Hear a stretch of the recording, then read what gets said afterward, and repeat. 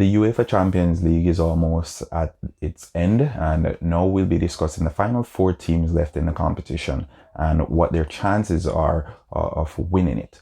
Now we have RB Leipzig, we have Olympique Lyon, we have PSG, the French champions, and we have Bayern Munich, the German champions. So in total, we have 2 teams from Germany and 2 teams from France. The so-called Farmers League teams have stepped up to the plate, and they've had quite a season, a spectacular one to say the least. PSG will be trying to make this season the one that they go all the way in.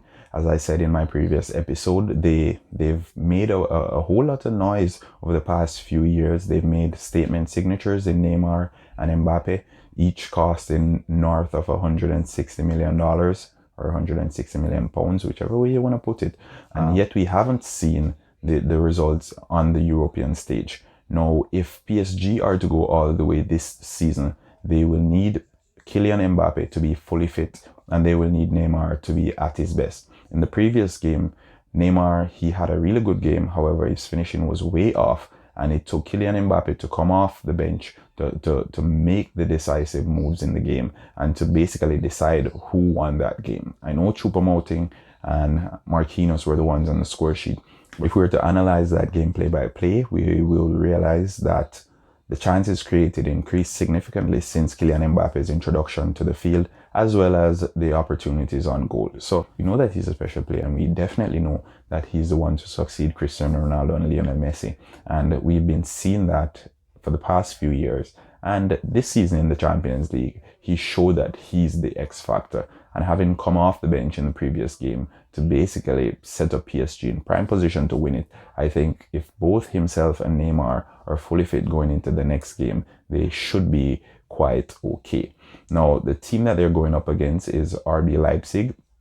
The reason this team is one to be taken quite seriously is because of the manager.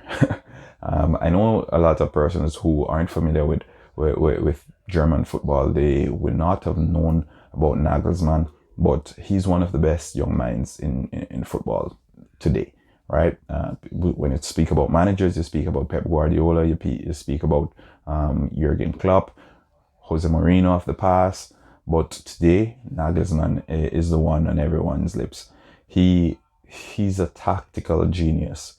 He has players that are extremely versatile and understands his way of play.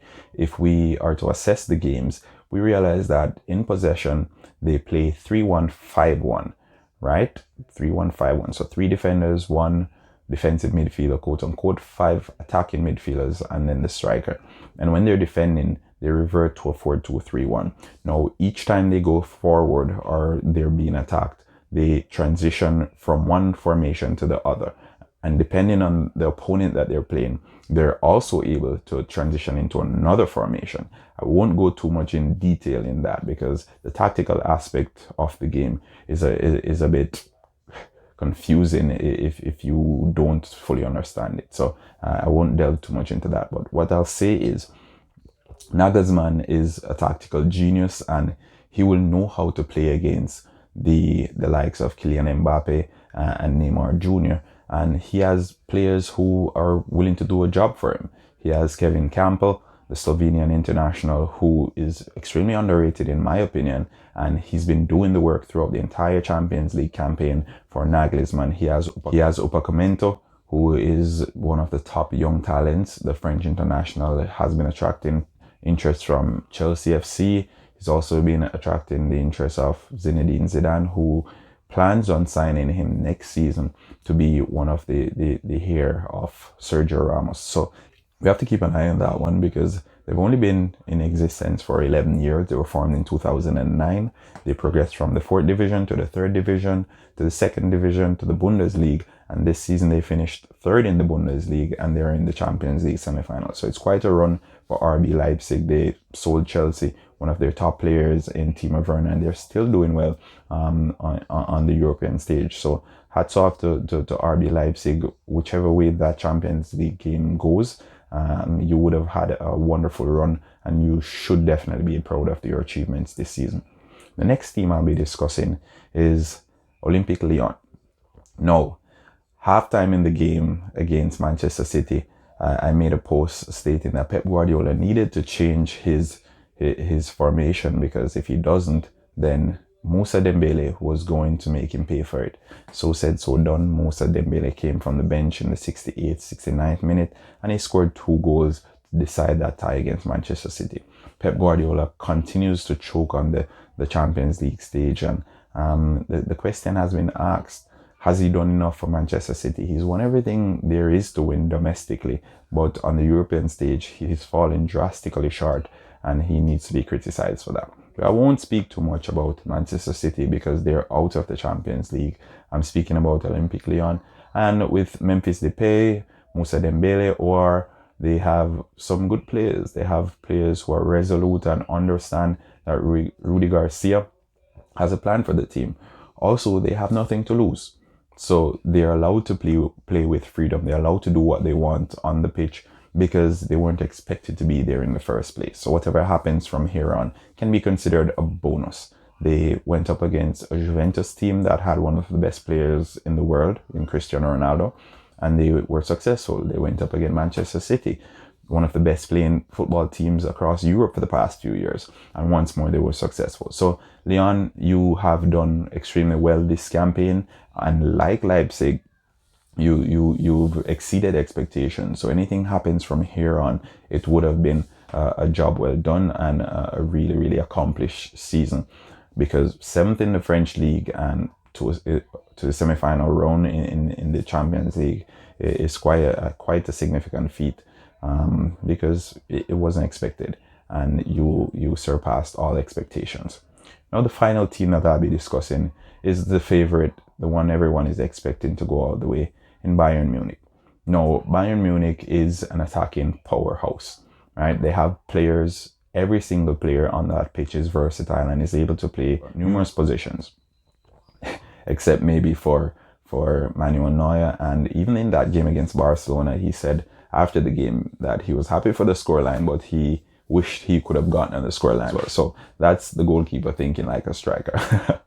It's fun to say though, that this Bayern Munich team is quite horrifying if we are to consider their attacking prowess. Since the lockdown, they've scored 45 goals and only conceded 12, which is really, really breathtaking considering some of the opponents that they've gone up against. They played against Chelsea, they played against Barcelona, and even before those games, they've been averaging at least 4 goals per game for the past 4 or 5 games. Right, so it's a really, really well-oiled machine in the German champions.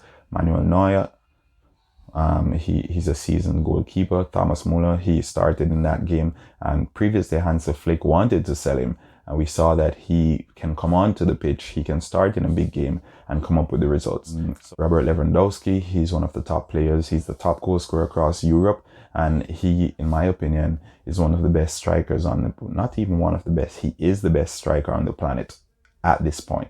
So I expect them to go all out. I expect them to continue playing their way of playing. The young man Alphonso Davies, he's been exceptional, and I think he's one of the best wing backs in the world right now, if not the best. There are very few we can compare to him, and to consider that he's only 19 years of age, it's rather astonishing to see what will happen in a few years when he fully develops, because after all, he's still developing. Having discussed each team's chance of winning the Champions League and their strengths, I'll go down now into assessing which team will progress from each game. On that PSG RB Leipzig game, I expect PSG to progress solely because of Kylian Mbappé. As I said, he's the X factor.